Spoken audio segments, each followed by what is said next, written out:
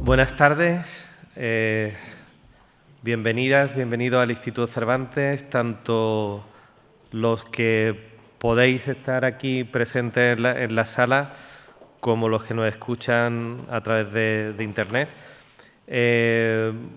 Hoy estamos casi de celebración porque inaugurar un quinto ciclo de conferencias, bueno, pues no se hace todos los días. Para el Instituto Cervantes, la verdad es que es una alegría poder hacerlo por muchos motivos. Bueno, primero por la calidad de este ciclo, que es impresionante y cada sesión nos lo demuestra más, ¿no? Además, para nosotros es importantísimo hacer este tipo de colaboraciones estables, porque no intentamos rehuir de los actos que son puntuales y tienen pocas consecuencias, y preferimos colaborar con pues ciclos como este, que tienen continuidad en el tiempo y que van haciendo un calado profundo en el público, ¿no? Porque este ciclo tiene una virtud enorme.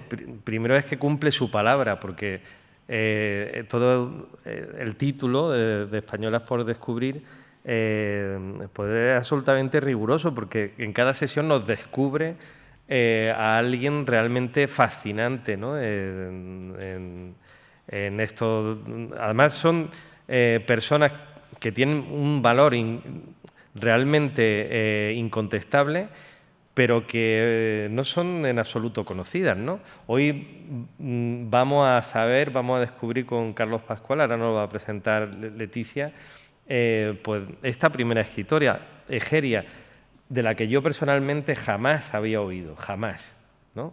Y así con este ciclo ha pasado en numerosas ocasiones, ¿no? Que jamás habíamos oído por primera vez la existencia de mujeres extraordinarias en el mundo de la cultura, de la historia, que de pronto ya se nos hacen imprescindibles, ¿no?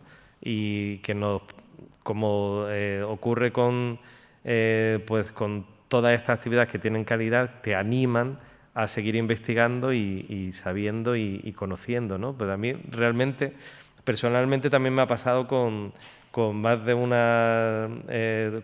un descubrimiento que luego he querido seguir sabiendo, ¿no? Así que, bueno, pues muchísimas gracias, estamos felices de teneros aquí. Le dejo la palabra a Leticia Espinosa Los Monteros para que ella inaugure el ciclo. Así que, bienvenidas, bienvenidos. Empezamos con el quinto ciclo de Españolas por descubrir. Gracias.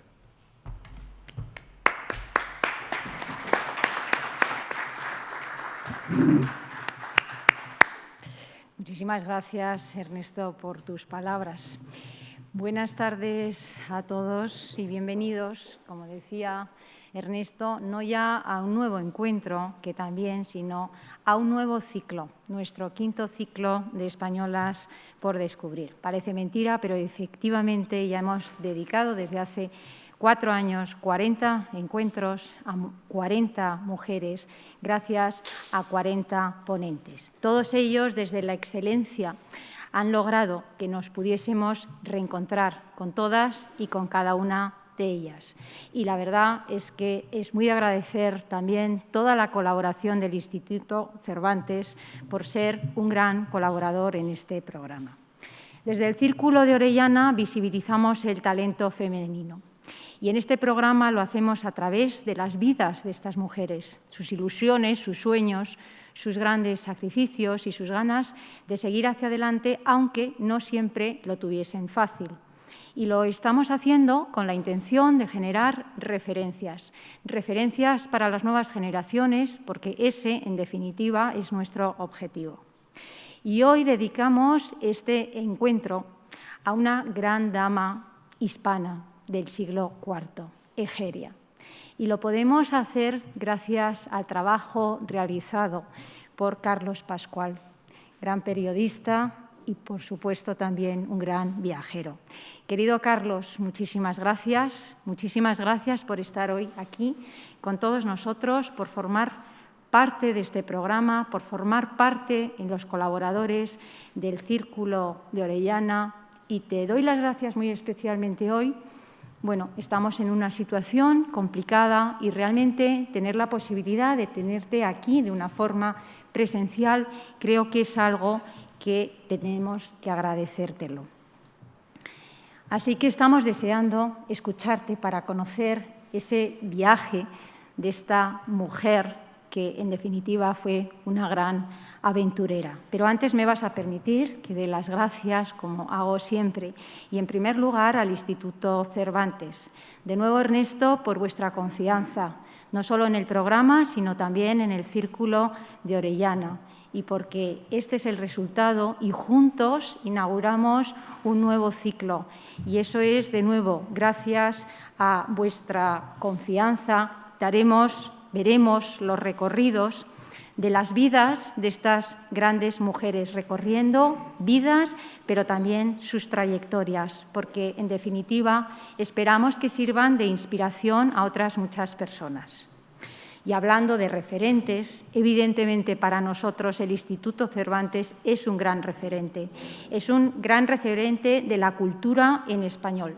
Ir de la mano del Instituto Cervantes implica sumar, implica llegar más lejos, cruzar fronteras para visibilizar el talento femenino entre millones de personas de habla hispana, porque el español es la segunda lengua materna hablada en el mundo. Y así, entre todos, generar esas referencias. También quiero dar las gracias al público que siempre nos acompaña, al público presencial, como todos ustedes que están hoy en esta sala. Quiero agradecerles porque no es fácil acudir y realmente para nosotros es un gran testimonio el tenerles a todos ustedes con nosotros. Tenemos el aforo limitado, evidentemente, por razones que todos sabemos, pero lo importante es que estén. Y también gracias a todo el público que nos está siguiendo a través de la web del Instituto Cervantes. Son muchísimos los que nos siguen y nosotros se lo agradecemos, porque estamos viviendo momentos muy duros, muy difíciles para toda la sociedad española, para todo el mundo. Y pese a ello, nosotras hemos decidido continuar haciendo un gran esfuerzo entre los organizadores y también entre los ponentes, para que todos podamos disfrutar de un nuevo encuentro. La cultura no debe de parar y por eso estamos aquí. Y por ello, especialmente, quiero agradecer las muestras de cariño que en todo momento nos están enviando, cariño y apoyo, porque recibimos constantemente, precisamente porque estamos continuando con el programa. Y antes de darles unas breves notas biográficas de nuestro ponente, de Carlos Pascual, quiero también agradecer al arquitecto, a Ramón Arana, su trabajo, porque es el autor de este nuevo cartel. Querido Ramón, gracias. Gracias no solo por tu trabajo, sino por todo el cariño con el que tratas al Círculo de Orellana. Tú has creado también la imagen del círculo, has creado este logo que llevamos, que para nosotros es muy significativo, y todos los carteles a lo largo de estos 5 ciclos. Así que gracias por esa ilusión y por esa imaginación. Sin más, Carlos Pascual. Carlos es madrileño, es licenciado en Filosofía Pura y en Historia del Arte y, sobre todo, yo creo que por naturaleza es un gran aventurero. Comenzó su carrera profesional como director literario de un grupo editorial, lanzando al mercado diferentes fascículos y guías de viaje, pero más tarde ya empezó a publicar sus propios libros de viaje, algunos de ellos que incluso se llegaron a convertir prácticamente en bestseller, como La Guía Sobrenatural de España, de la editorial Alborac, en el año 76. Entre más o menos una docena de libros publicados destacan El viaje de Egeria, reeditado recientemente como Viaje de Egeria. Y quiero agradecer que también nos acompaña hoy su editora Pilar Rubio, de La Línea del Horizonte. Es este el libro que realmente es una joya, porque, bueno, si no lo conocen, yo se lo recomiendo. es el autor. Enhorabuena a los dos por haberlo logrado, por haberlo hecho. Además, otras publicaciones son La ruta de Al-Ándalus, en el País Aguilar, Toda Andalucía, en Casa Editrice, o las guías escritas para la colección Todo bajo el sol, bajo el patrocinio del Ministerio de Turismo, Toledo, Sevilla, Córdoba, Improtur en los años 1987 y 1989.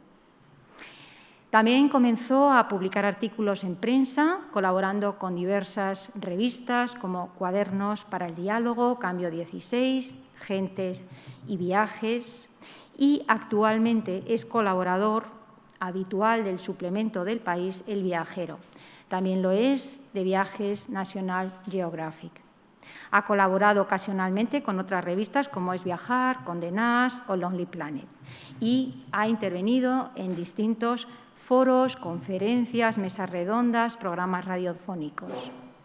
Y, desde luego, yo he destacado algunos de los premios que ahora les diré que ha recibido, tanto nacionales como internacionales, por su trayectoria y su trabajo. Algunos de ellos son Yo Leonardo, en Italia, 1997, el Premio Francia, en la Maison de la France, en 1999, el Premio Quijote, Castilla-La Mancha, en el año 2000, Jazmín de Oro, en Túnez, año 2000, Parole sulla Sicilia, en Sicilia 2003, el Premio Nete al Mejor Periodista Freelance en Madrid en 2004, Italia por Descubrir en IT 2005-2008, Pico de Tat en Lleida 2007-2009, el Premio Trayectoria Profesional de la República Checa en el 2010 y el Premio Pluma de Oro en Croacia en el 2012.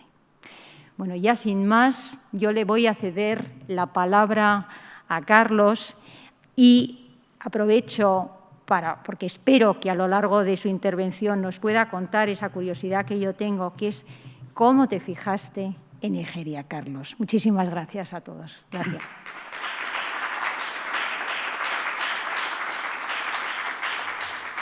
Bueno, pues muchísimas gracias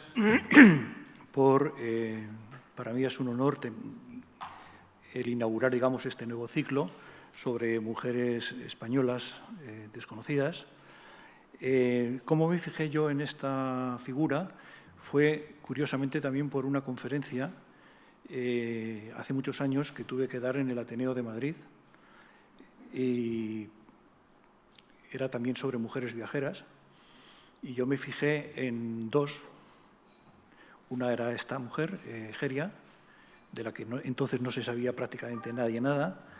Y la otra era una monja, esta sí que era monja de verdad, a la que se había visto por América, y ella nunca había salido ni de su pueblo ni de su convento.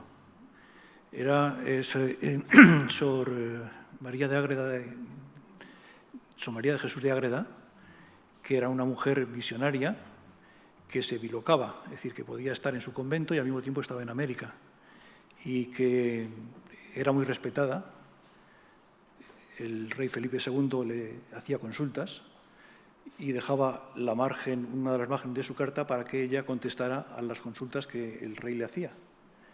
Es decir, creo que todavía sigue de corpore presente, va a decir, sigue su momia en Ágreda.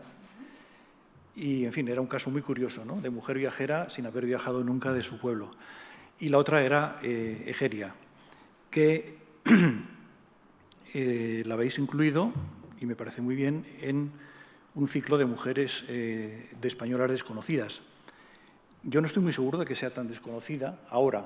De esto que estoy diciendo del Ateneo, yo ni siquiera había escrito los 2 libros que luego he escrito sobre ella, ni artículos, ni nada. Pero esta mujer ahora mismo, pues ya hay, si tú tecleas en Google, pues ya encuentras artículos, encuentras libros, algunas cosas muy flojitas, francamente.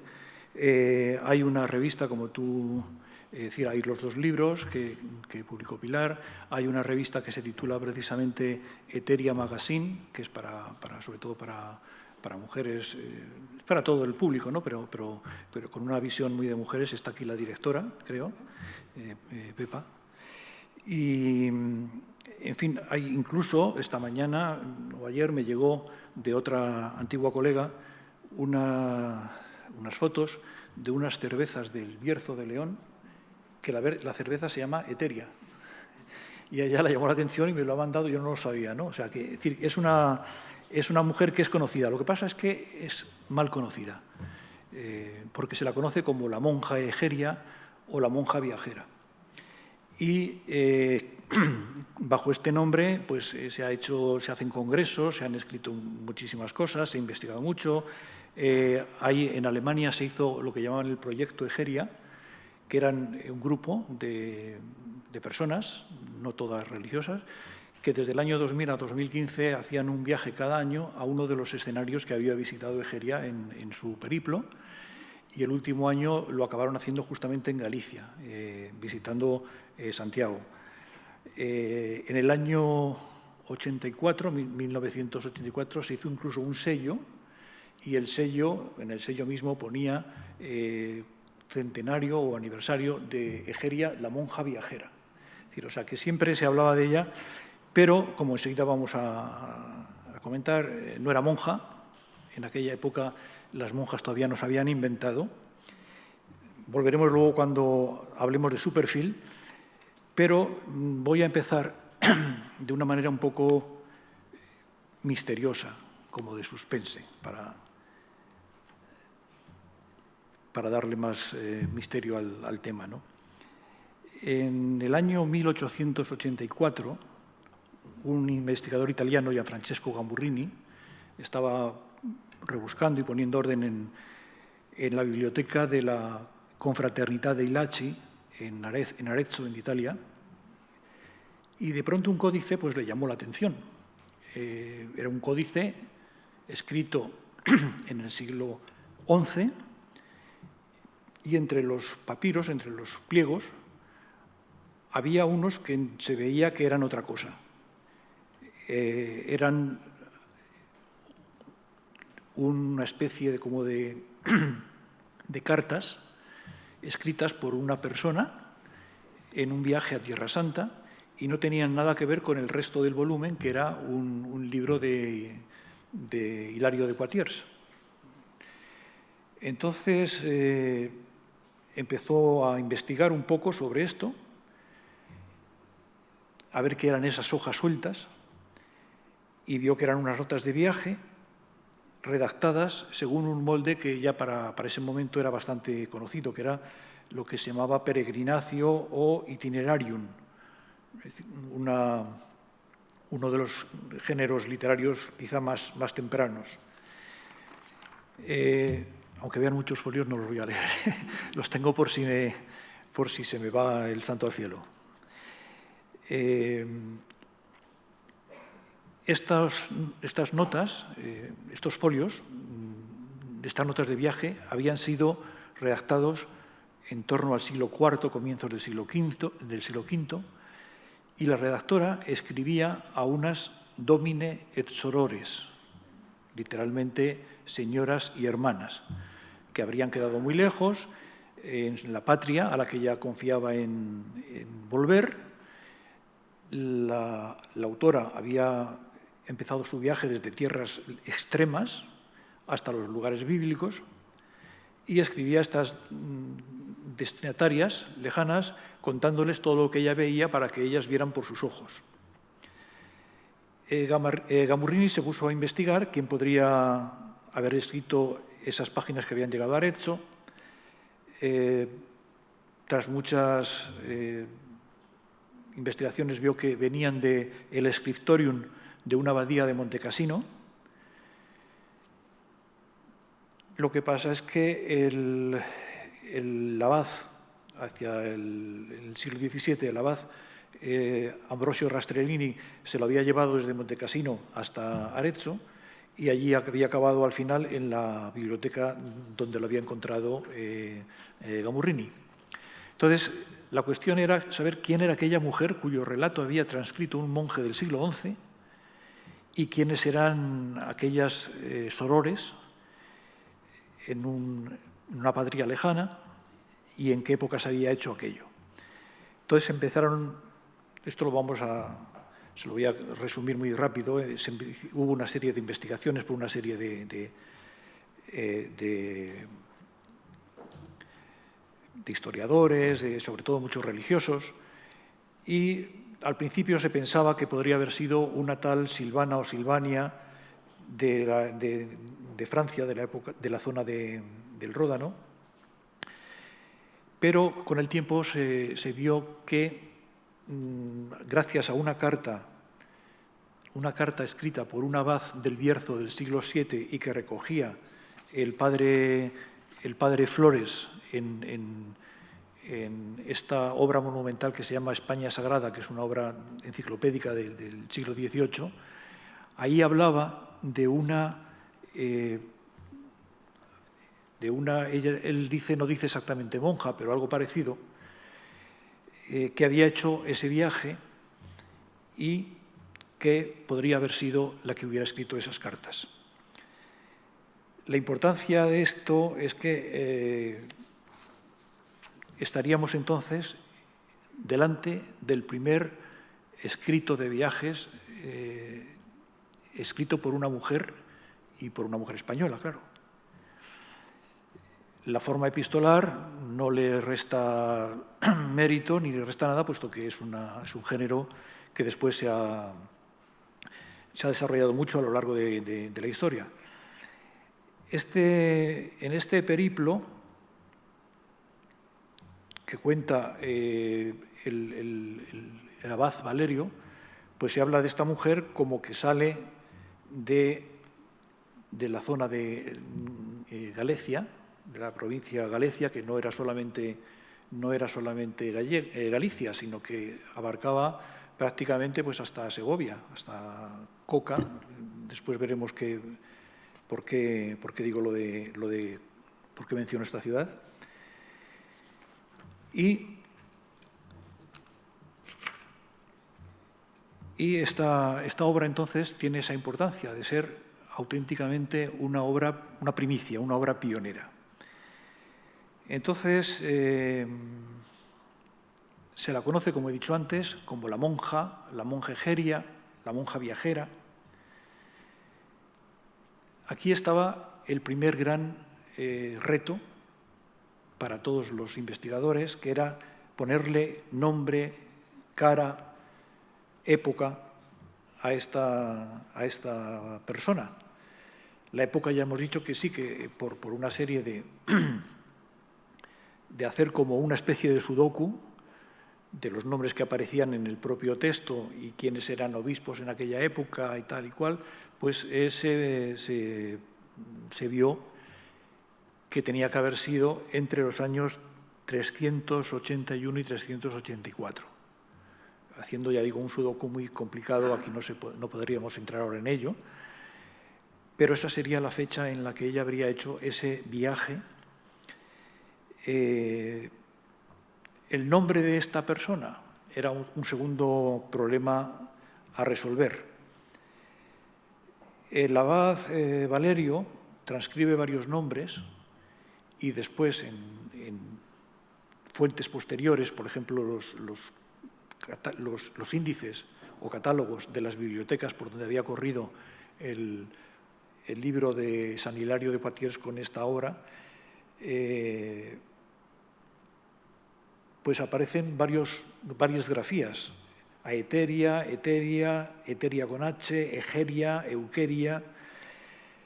Para no entrar muy en profundidades, hubo un investigador francés que al final se decantó con una serie de razones por el nombre de Egeria, mejor que el de Eteria, que parecía un nombre más pagano y tal. Además, uno de los investigadores pioneros españoles sobre esta figura, que fue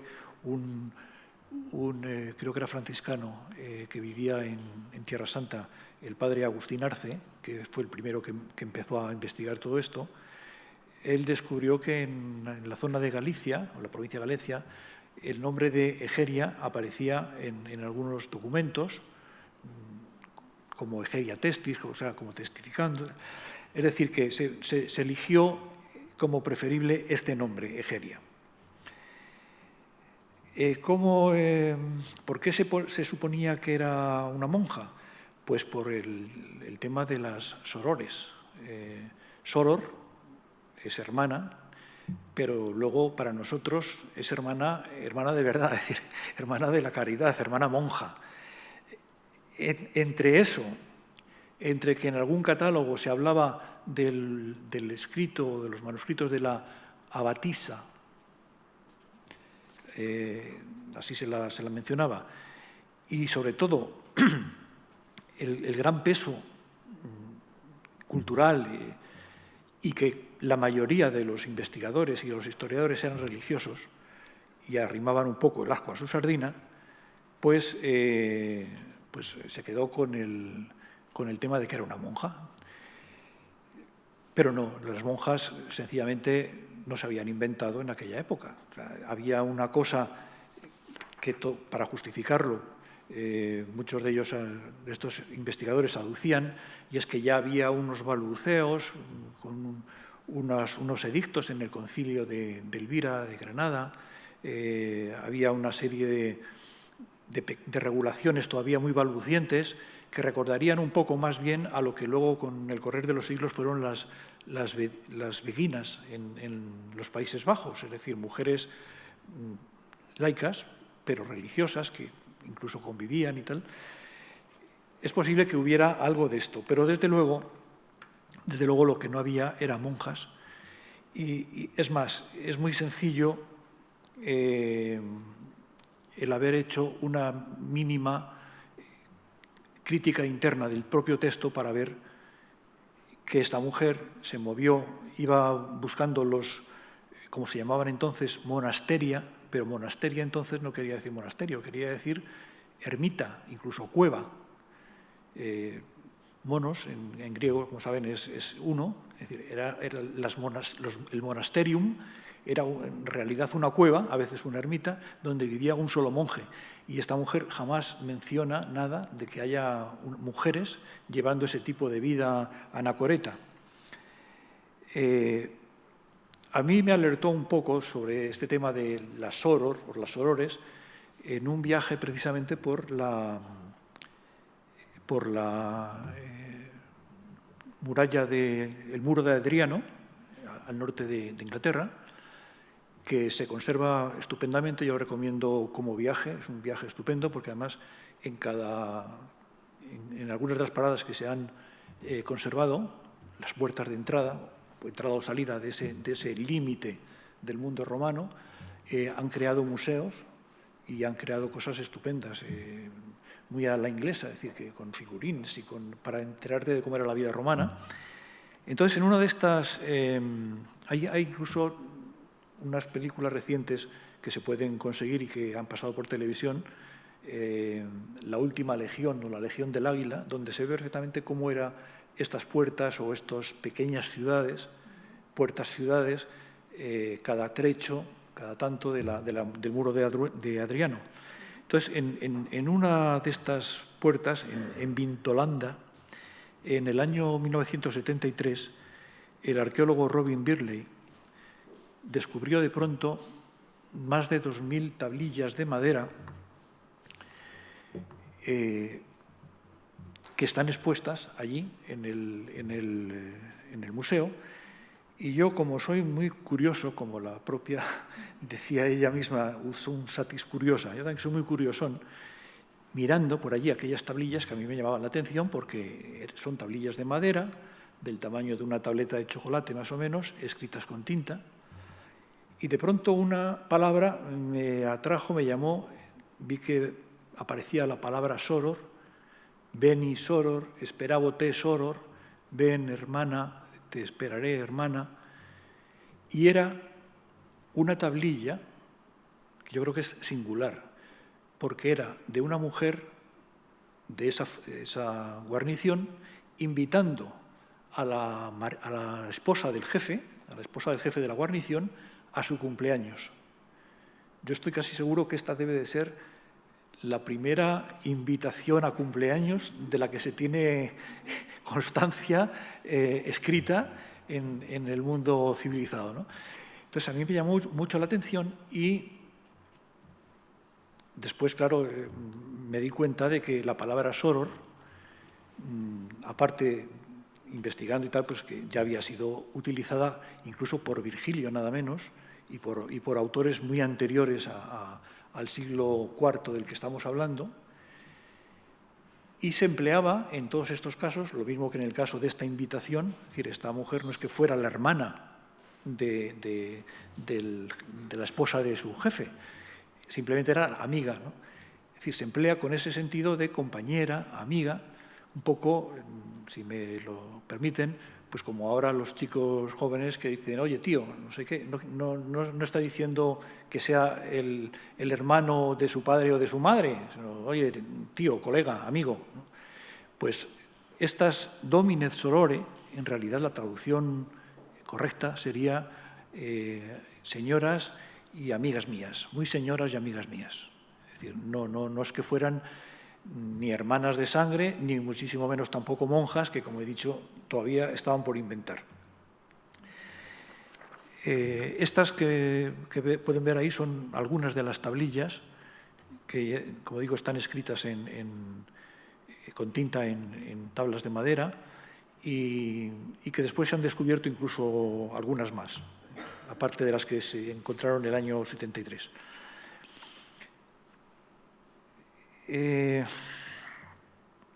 Si no era una monja, ¿quién era? Pues lo que está claro es que era una gran dama, una mujer importante, porque solamente eso explicaría que pudiera disponer de su tiempo y moverse libremente, y no solo moverse libremente, sino que lo hacía con un nutrido séquito, como ella misma explica, en el que la acompañaban, aparte de sirvientes, la acompañaban presbíteros y algunas veces obispos, aunque fuera en parte del camino, no en todo. Que pudiera además moverse por lo que se llamaba el ager publicum, es decir, las vías públicas, la red de carreteras.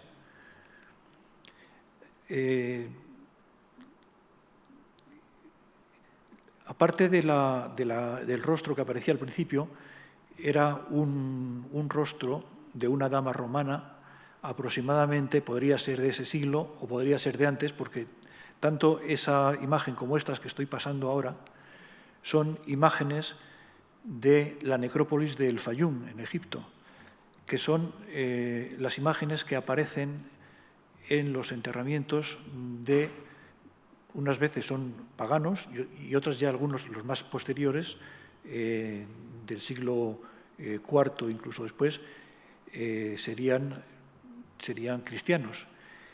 A mí me gusta mucho esta imagen, por ejemplo, porque se ve aquí una gran dama. Egeria posiblemente no fuera tan ampulosa como esta mujer, pero todas sus compañeras, sobre todo en Roma, que ahora hablaremos de ellas, sí que podían ser perfectamente la que estamos aquí viendo. Y esta imagen la pongo también porque es de un mosaico que hay en Curion, en Chipre. Yo la primera vez que fui a Chipre, al teatro de Curion, a ver si está por aquí, este es el teatro de Curion, justo donde acaban las obras, las gradas, no había más que monte, no había nada. A la siguiente que fui, de pronto me encontré con habían descubierto una casa romana. Vamos, había descubierto, ya estaba descubierta, pero la habían dispuesto con pasarelas, con cosas, y la casa está justamente donde han visto las gradas donde acaban las gradas del teatro, a poquísimos metros está esta casa, como ven, con unos grandes mosaicos, y que se pueden ver desde esas pasarelas. Pero a mí me llamaba mucho un poco la atención porque es una mujer romana, que no es un retrato, podría ser un retrato de la dueña, aunque aquí lo que está representando es ectisis. Ectisis es la fundación de algo, y lo que tiene en la mano sería una especie de metro. No es un metro, que no se había inventado tampoco, sino un pie romano, o sea, el equivalente a un pie romano, ¿no? Pero lo que tiene de particular esta casa, y este mosaico, por eso lo he traído, es que, según me explicaron, en uno de los rinconcitos del mosaico hay una inscripción con la cual se descubre que el dueño, Eustolios, era cristiano, pero era un cristiano escondido, todavía estaban perseguidos. Es decir, es anterior a Egeria y anterior a Constantino, y no solamente por ese pequeño inscripción, sino, no sé si se ve aquí un poco, hay una serie en los mosaicos de figuras que tienen un doble sentido. Por ejemplo, hay pavos reales muy grandemente representados, y el pavo real en la iconografía paleocristiana representa el paraíso y la inmortalidad. Y hay peces, también unos peces enormes. Si ustedes recuerdan la película Quo Vadis, el pez, en una escena, en un momento dado, para saber si la otra persona era cristiana o no, en la arena, como quien no quiere la cosa, dibuja la silueta de un pez, Ichthys, que era el anagrama de Jesús. Si la otra persona era cristiana, ya sabía que estaba con otro cristiano, ¿no? Yo recuerdo perfectamente esa escena de la película Quo Vadis, que la suelen pasar en Semana Santa, o sea, no hay más que esperar unos meses y la veremos de nuevo. Ya me he perdido un poquito, vamos a ver dónde estábamos. Bueno, sí, no era una monja, era una gran dama romana, con posibles, con dinero, con un séquito, que hizo algo además que en su época estaba de moda. ¿Qué época era esta? Eran los años ya posteriores a Santa Elena, madre del emperador Constantino, que es cuando el cristianismo se hace, digamos, ya sale de las catacumbas, se hace oficial, y Santa Elena descubre los santos lugares, es decir, descubre el Calvario, descubre el Santo Sepulcro. Entonces, entre las damas altas del imperio, no solamente en Roma, sino por todas partes donde el imperio se había extendido, se pone de moda el peregrinar a estos santos lugares que había descubierto la madre del emperador.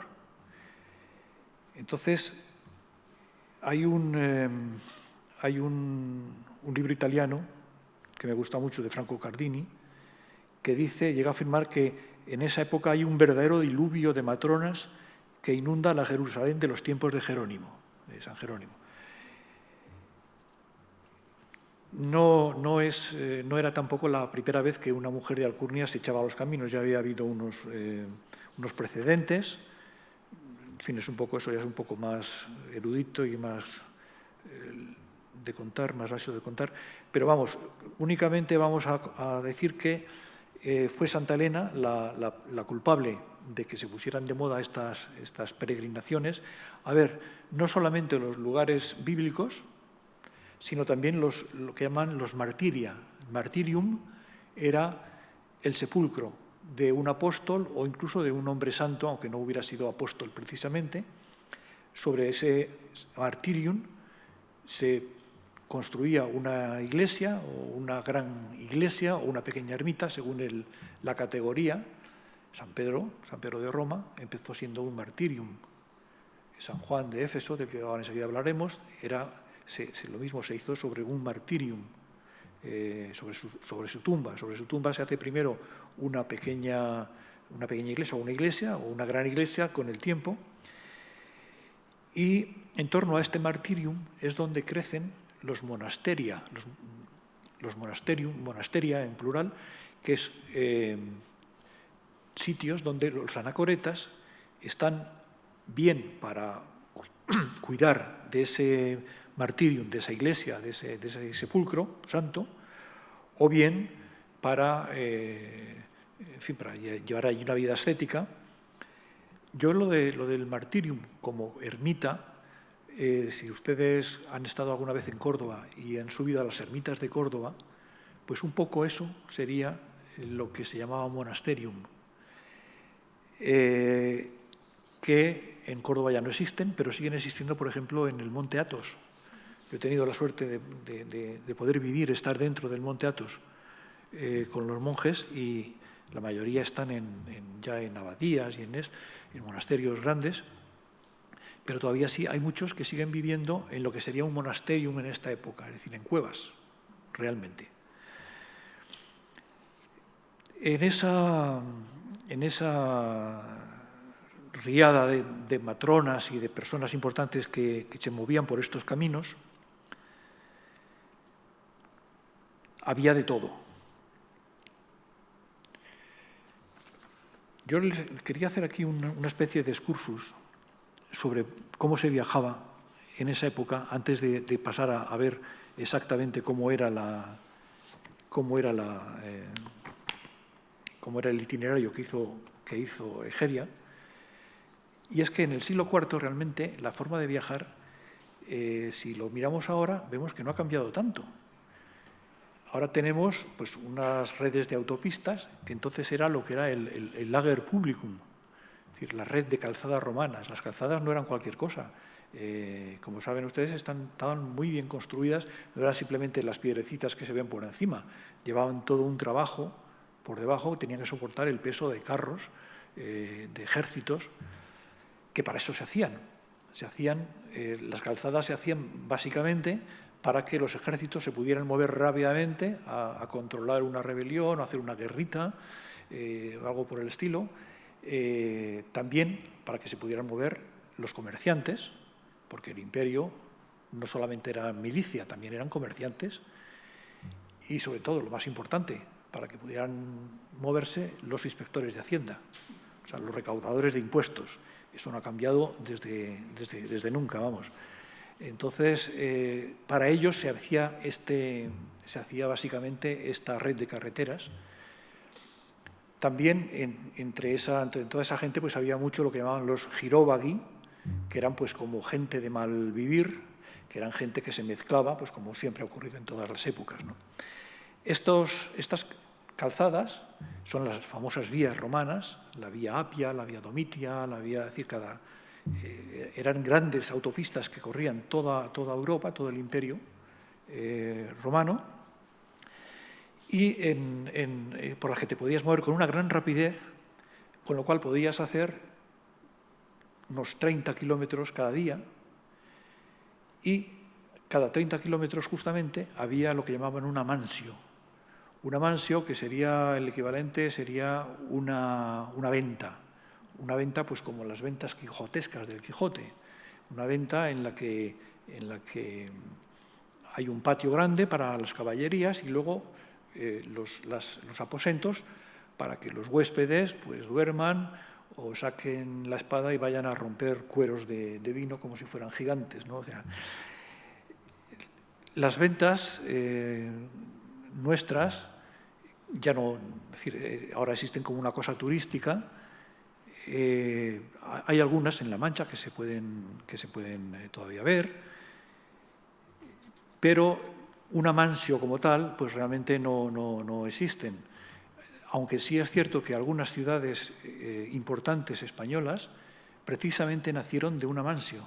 Es decir, lo que era una mansio fue creciendo, y ahora hay ciudades, por ejemplo en Andalucía, que son ciudades grandes que crecieron de ser una mansio dentro de una vía romana.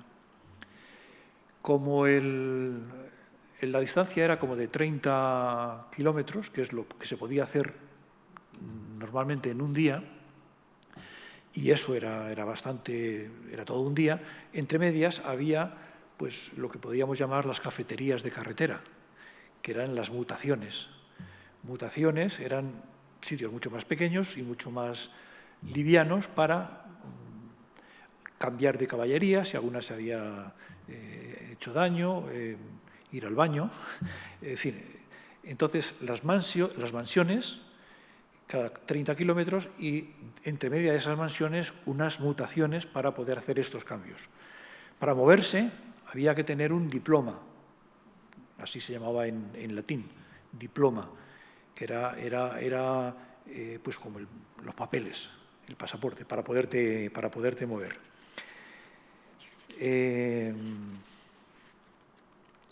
Esto en la parte occidental nuestra.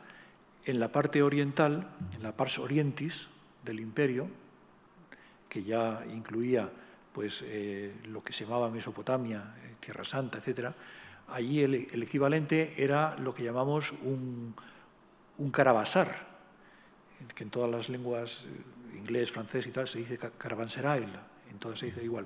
Nosotros decimos caravasar, no caravanserrayo, como dicen algunos, que no es correcto, caravasar.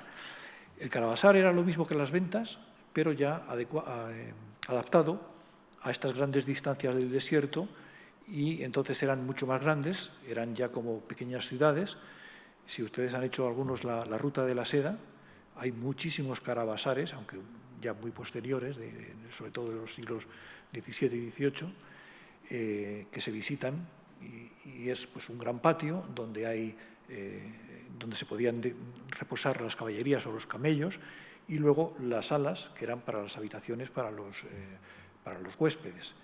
Curiosamente, sigue habiendo caravasares que se pueden ver tal cual en Europa, en Bucarest, si alguno ha estado allí, impepinablemente lo habrán llevado una noche a cenar a un caravasar que se conserva tal cual, es un caravasar del siglo XVIII, en lo que es el patio, se conserva tal cual, allí ahora ponen terrazas, allí es donde iban los camellos, igual todavía hay algún camello de otro tipo en las terrazas, y luego en lo que son lo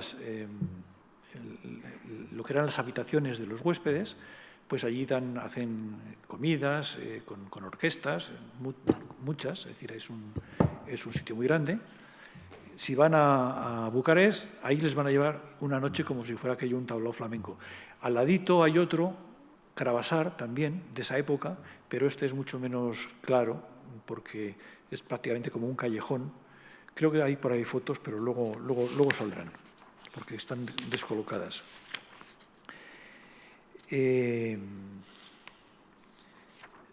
La manera también de viajar era muy parecida a la nuestra, es decir, había unos guías, sobre todo en el viaje de Egeria se ve, hay una especie de guías profesionales, y es que cuando llegan a un sitio, pues les sale al paso pues un presbítero, incluso a veces el obispo, con lo cual se demuestra que era una persona muy, muy importante, y le va enseñando los santos lugares y le indica dónde hay un monje en un monasterium, en una ermita de estas, o dónde hay un sitio santo para que pueda ir a verlo y tal. Cuando se van a ir de este sitio, el presbítero, el obispo, lo que sea, le da lo que llamaban eulogie, es decir, unos souvenirs, que pueden ser pues, unos frutos del huerto del santo o de la iglesia, puede ser un poquito de aceite de la lámpara de la iglesia.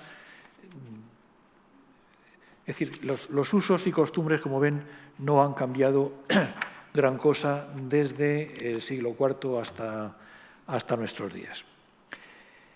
Bien, estábamos en que, esto era un poco un excursus para que vean cómo se movía esta mujer y cómo pudo moverse desde España hasta Tierra Santa en esa época con una cierta facilidad.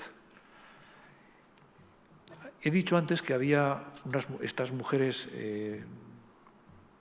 importantes, estas matronas romanas, que podían hacer esto porque tenían posibles, tenían séquito, tenían criados. Por cierto, antes he dicho lo de los caravasares.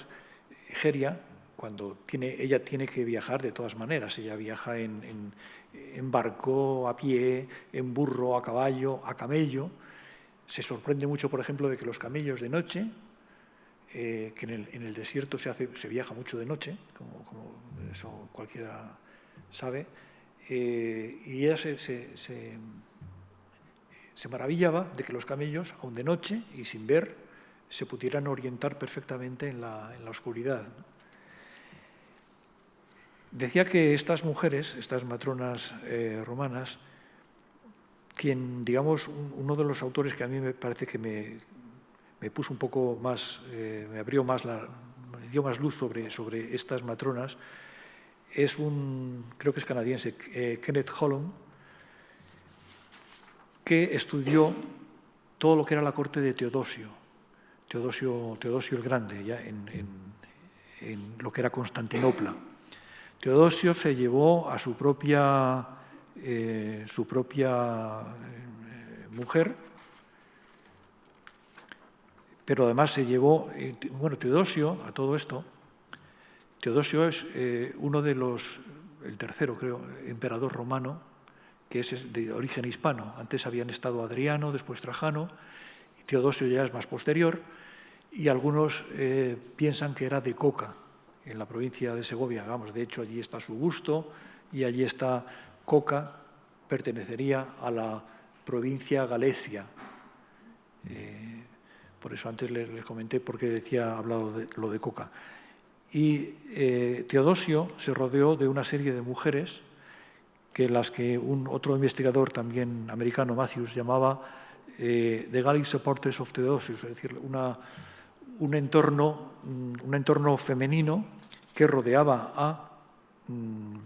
a Teodosio y que tenían cierta fuerza. Por ejemplo, su propia mujer llegó a recibir el título de Augusta, cosa realmente muy sorprendente para la época. Sabemos el nombre de algunas de estas mujeres. Sabemos de una española, aunque no dejó nada escrito, que se llamaba Melania, que enviudó a los 22 años, muy joven, y un poquito antes que Egeria hizo también esta misma excursión, que era obligada para la gente bien de la época. Hubo otras, alguna de ellas fue con un gran boato y con una corte de servidores y algunos de los santos padres que estaban allí en Jerusalén, pues no lo vieron nada bien y, en fin, protestaban y escribieron contra esto, ¿no? Vamos a pasar ya, se nos va el tiempo, vamos a pasar a hacer un poco un retrato ya más íntimo de Egeria. Cómo era realmente esta dama romana, que era una viajera, desde luego, de raza, con un olfato de saber buscar los sitios. Cuando llegaba a un sitio y se enteraba de pronto de que en tal sitio, más o menos relacionado con la Biblia o sagrado, quedaba cerca, pues rompía el plan de viaje y allí que se iba. Incluso si era un santo varón que estaba allí, una anacoreta que iba a visitarlo. Ella confiesa literalmente ut sum satis curiosa, como soy muy curiosa, pues como era muy curiosa, cualquier cosa que se pusiera a tiro, allí que obligaba a todo su séquito a acercarse, a recorrer el trecho que fuera para verlo. ¿Cómo era Egeria? ¿Era una mujer joven? Seguramente no, porque iba rodeada de muchos varones santos, presbíteros, como he dicho, algún obispo. No parece que fuera una mujer joven, no se correspondería.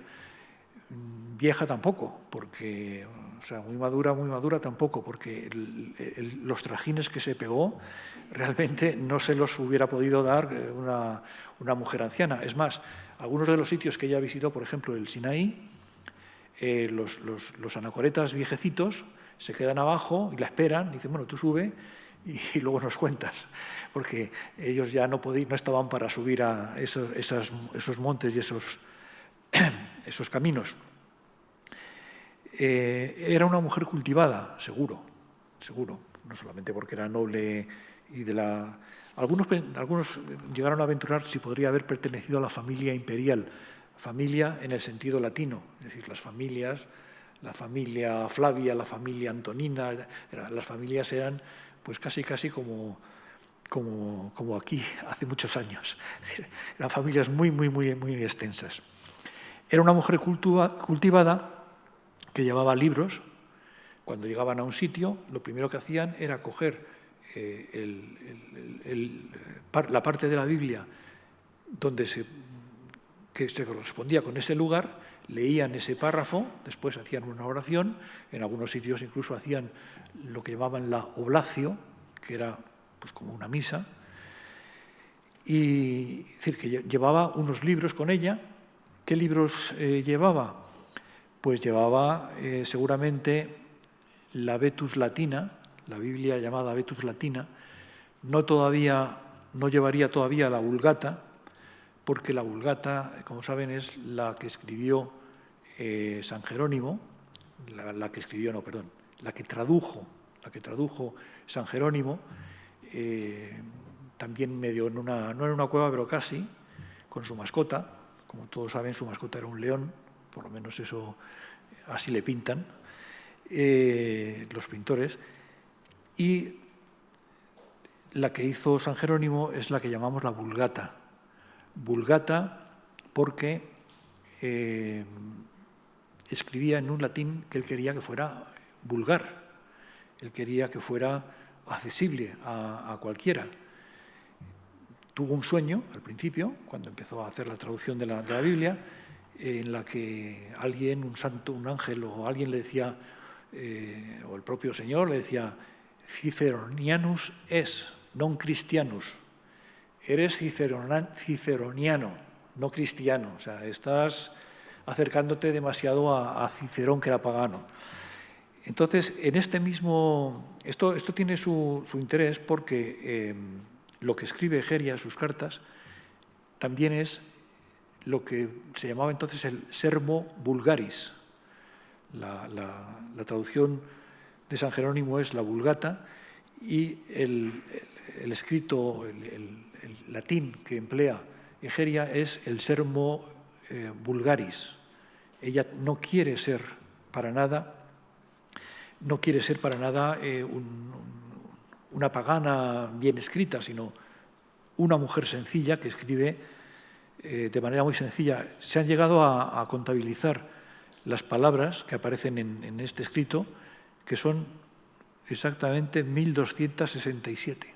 Es decir, lo que como cualquier lingüista diría sería el vocabulario básico para hablar un idioma. Esta mujer, además de culta, era una persona ávida de ver cosas, pero nada bobalicona ni nada crédula. Por ejemplo, cuando el obispo de Segor, en el Mar Muerto, no sé si tengo por aquí las imágenes, este es el Mar Muerto, ¿sí? Como saben, hay sal, aquí no se ve muy bien, pero hay formaciones de sal que son realmente pues como columnas. La palabra que emplea ella, justamente, en latín es columna, o estela a veces, pero columna.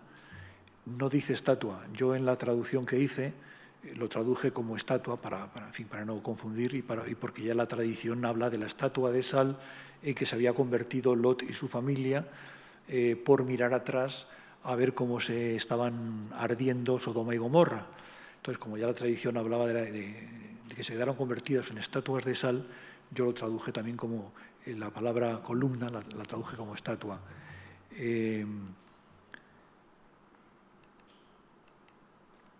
Este es un amigo mío, que algunos conocerán, que en el Mar Muerto, ¿sí?, donde hay tal salinidad que tú te tumbas en el agua, puedes abrir el periódico y leerlo, que no te hundes de ninguna de las maneras, ¿no? Esta es una vista cercana al Mar Muerto, que es lo que se ve desde la fortaleza, aquí se ve mejor también la fortaleza de Masaba, sí. Y eso ya es otra cosa. Bueno, entonces, ya se me ha ido un poco el santo al cielo, sí, que escribía en este Sermo Quotidianus y que no era nada bobalicona cuando el obispo de Segor le dice que vaya al Mar Muerto a ver la estatua de sal de Lot y la mujer de Lot, e incluso hasta el perro de Lot estaba convertido en sal. Ella dice textualmente: «Pero creedme, venerables señoras, cuando nosotros inspeccionamos aquel paraje, no vimos la estatua por ninguna parte. No puedo engañaros al respecto». ¿Para qué os voy a engañar? O sea, allí no había estatua de sal por ningún lado, por lo menos ella no la vio. Es decir, esto nos da un poco el perfil de cómo era esta mujer culta,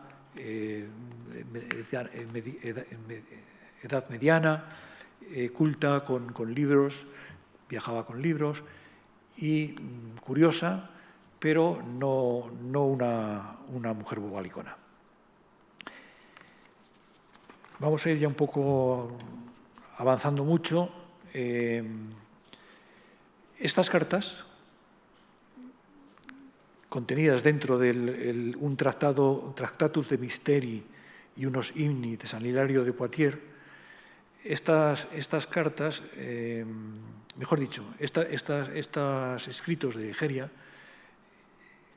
que se llamaron Itinerarium, constaban en realidad de dos partes. Unos primeros folios eran como una relación que al principio es muy esquemática y luego cada vez se va haciendo un poco más metiendo anécdotas, metiendo cosas, y que es la relación del viaje. Falta el principio, faltan las primeras páginas, es decir, falta lo que sería la salida desde Galicia, desde España, de Hispania, y también faltan luego las últimas, como vamos a ver inmediatamente. Entre las partes estas que faltan, pues realmente nosotros lo que tenemos es ya cuando ya se encuentra en Tierra Santa. Pero se ha podido, o podemos más o menos calcular o imaginar o reconstruir, esa sería la palabra, reconstruir, cuál fue el itinerario que siguió por una de estas vías por las que se viajaba, como he dicho antes, de manera tan fácil, siguiendo la vía Domitia. La vía Domitia que ella empezaría. Esto que es, vamos a ver, estas son las tablas peudigerianas encontradas en un manuscrito también del siglo XI, me parece, del siglo XIII, por un alemán del siglo XVI que se llamaba Peutinger, y que son puestas, digamos, de una manera dibujada, gráfica, lo que antiguamente eran los itinerarium, que estos existían desde el siglo III. El más conocido de ellos es el Itinerarium de Antonino, que es un itinerario que, más o menos de manera muy esquemática, dice cómo eran todas las vías del Imperio Romano. Estas tablas son posteriores. Este es un vaso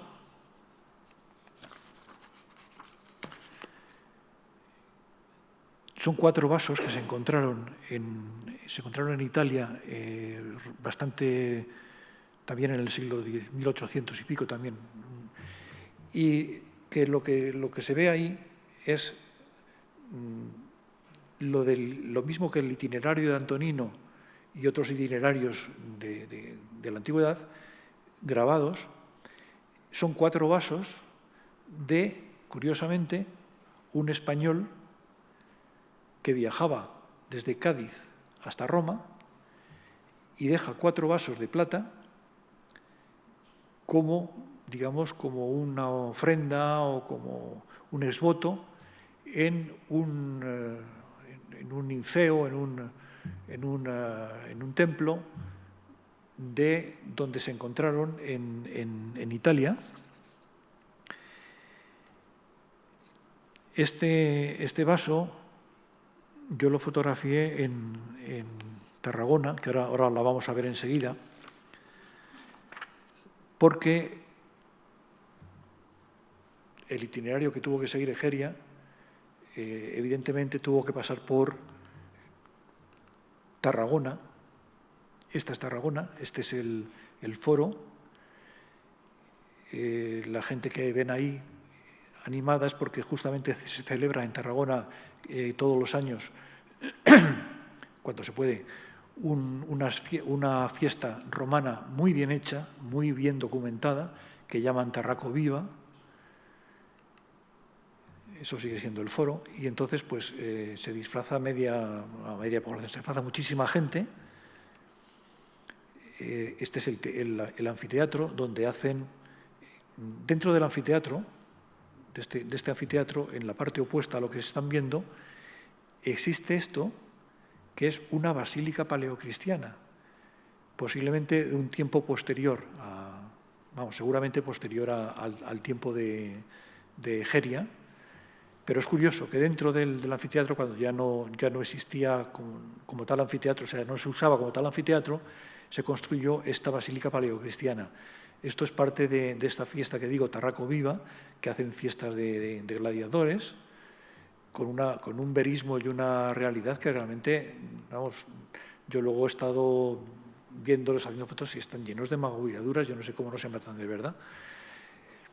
Todo esto pertenece a la fiesta, que está, como digo, muy, muy documentada y que yo recomiendo a quien pueda o quiera que la vaya a ver.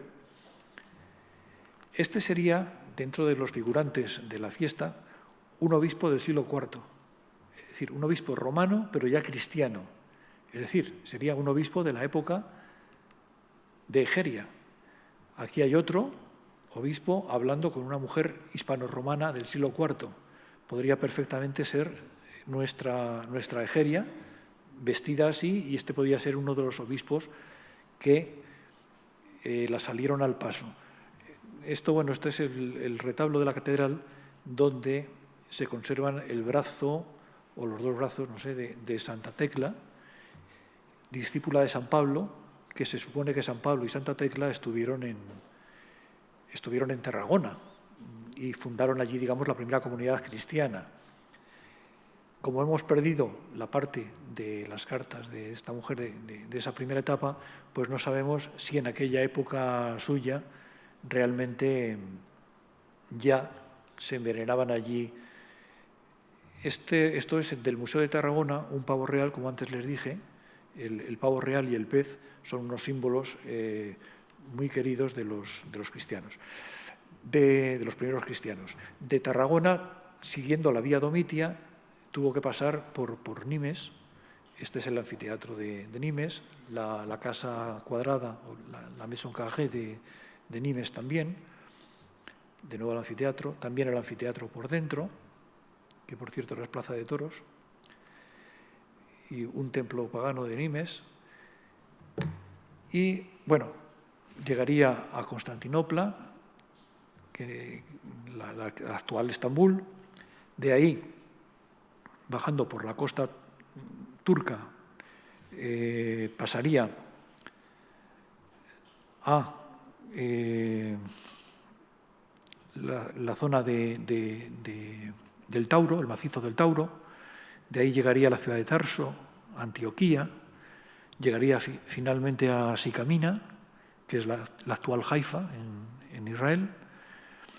De Sicamina seguiría por el litoral hasta Nicópolis, que es la antigua Emaús, y finalmente llegaría a Jerusalén.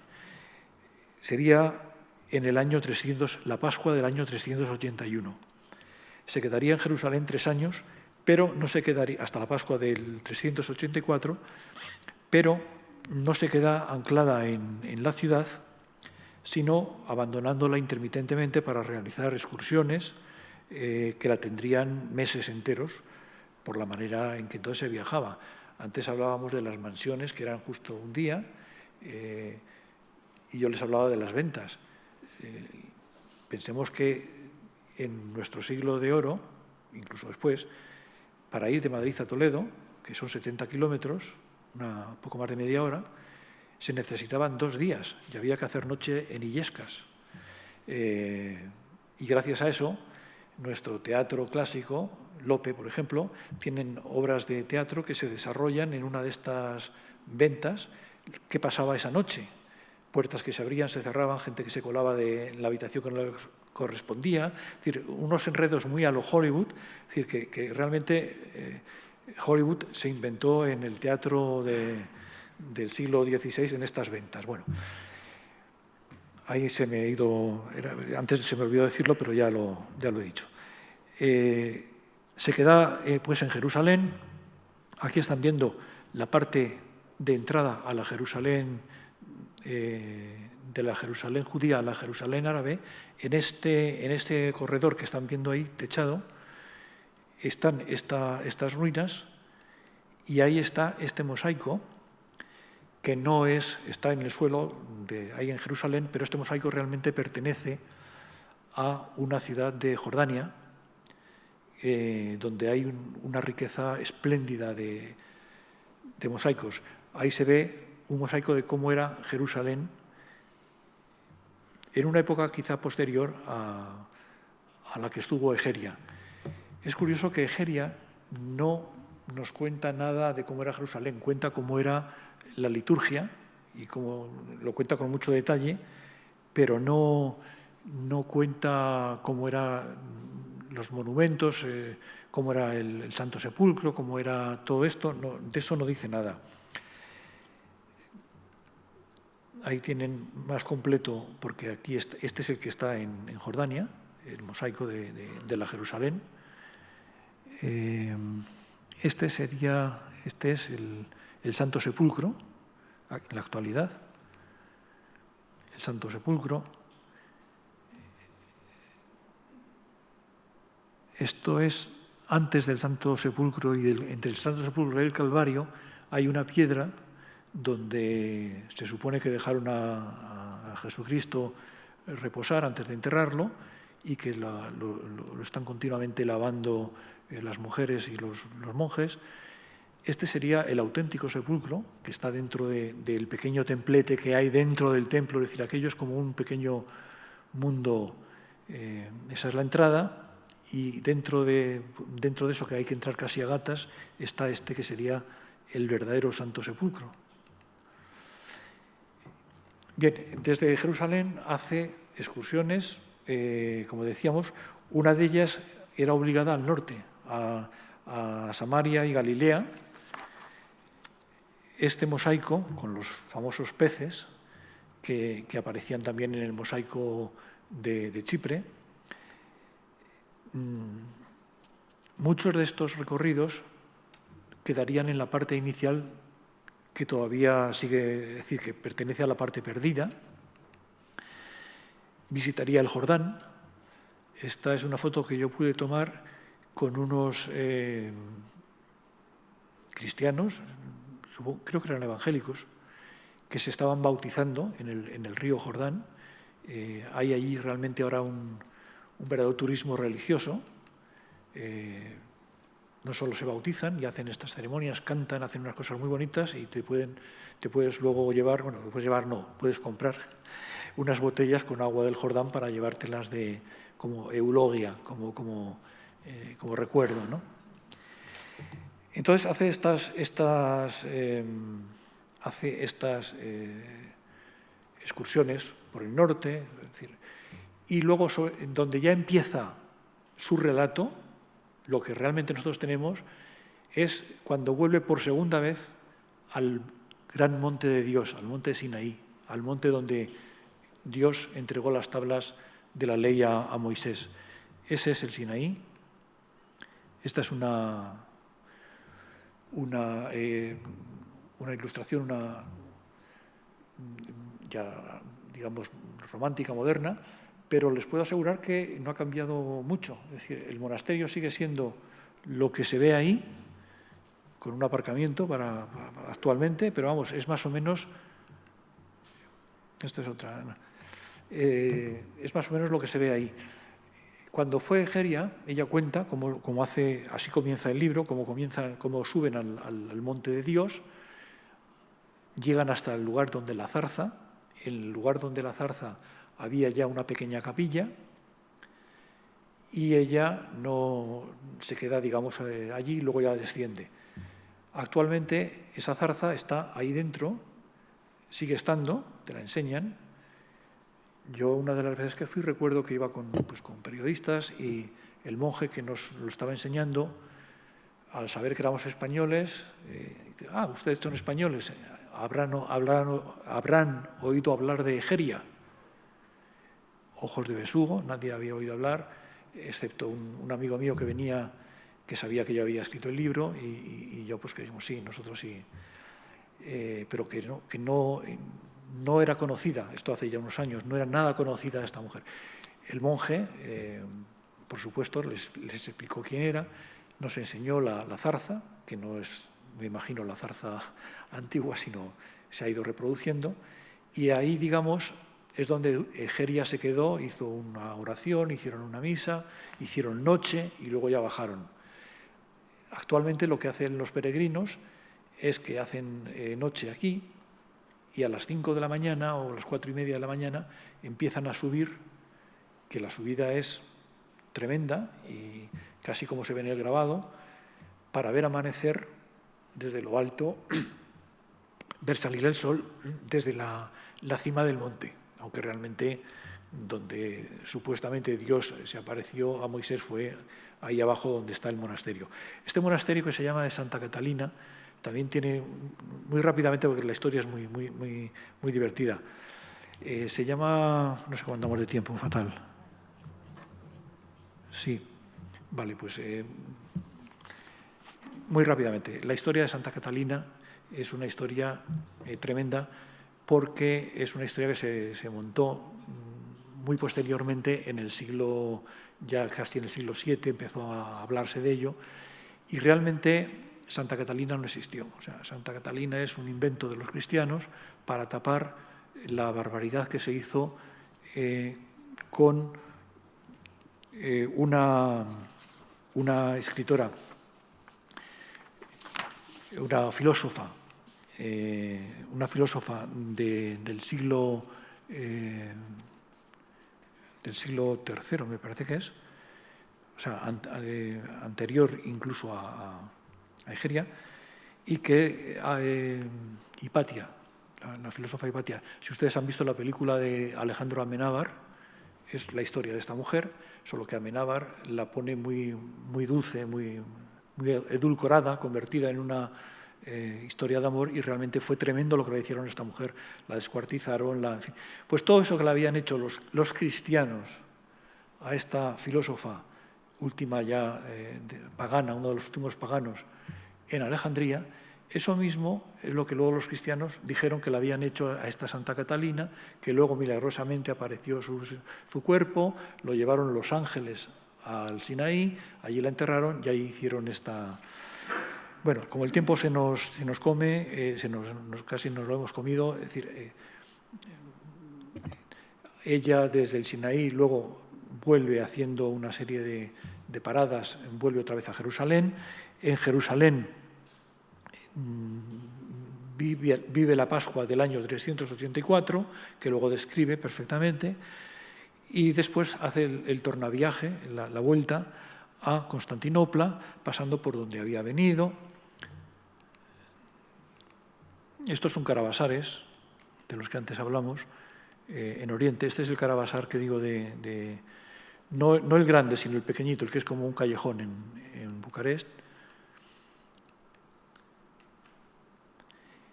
Estos serían sitios por los que pasó Egeria. Este sería Heliópolis, es un sitio precioso. Esto sigue siendo Heliópolis también. Esto es lo que ahora llaman Pamukkale. Ahí ven unas columnas romanas en unas aguas en las que se puede uno bañar. Y esto ya es el hipódromo de Constantinopla, aunque esto yo creo que es posterior a Egeria, este relieve que está todavía en una especie de monolito que hay en el centro del... Bueno, entonces esto, cuando ella llega a Constantinopla, ya acabó, cuando llega a Constantinopla, desde allí escribe sus últimas líneas. Ella dice que su idea es seguir, o volver, mejor dicho, al Asia Menor para ver esto, para ver el martirium del apóstol Juan, que era una basílica, una pequeña basílica en Éfeso. Esto es Éfeso, que es espléndido, es yo creo una de las ciudades romanas mejor conservadas, sin que haya estado tapada por un volcán, es una maravilla. Entonces ella dice que quiere ir a Éfeso para ver el martirium del apóstol Juan, que era una basílica, una iglesia que en aquella época se consideraba que era mucho más rica y espléndida que la de San Pedro, en Roma. La de San Pedro, que luego fue sustituida por una iglesia románica, y la iglesia románica luego pues, por una basílica renacentista de Bramante, Miguel Ángel, luego hizo sus posteriores aditamentos Bernini, etc. Esta iglesia de San Juan, por lo visto, era magnífica, pero ella se queda en Constantinopla, donde no pensaba quedarse mucho tiempo, tampoco tenía muchas ganas de volver a su casa, por lo menos de inmediato, y en las postreras líneas de su relato, como pensando en voz alta, todavía esboza planes para estos garbeos que digo por Asia Menor, y promete seguir enviando noticias a sus sorores, domines sorores, de todo lo que vea, y a estas amigas pide que no la olviden, apostillando, esté viva o muerta. Es decir, que ella debía de sentirse un poco cansada o débil, debía de sentir flaquear sus fuerzas. Ahí acaba el relato viajero. No sabemos ni cuándo, ni cómo volvió, ni siquiera si volvió, y es probable que nunca lo sepamos. He querido acabar con esta última imagen, que volvemos al obispo del siglo IV y una mujer cristiana, posiblemente rica, pero cuyo rostro realmente no conocemos. Aquí la vemos de espaldas porque no sabemos su rostro.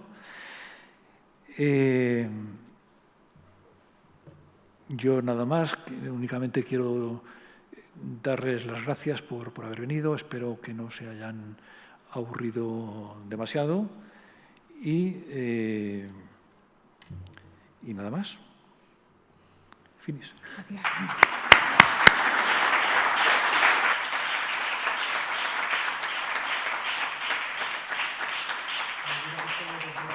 Cosas, pero lógicamente el tiempo se va volando. Claro. Entonces, pues... Muchísimas gracias, Carlos, por hacernos este viaje, esta introducción también para saber más de un personaje tan desconocido, aunque gracias a los libros que habéis publicado, pues realmente le tenemos más cercano.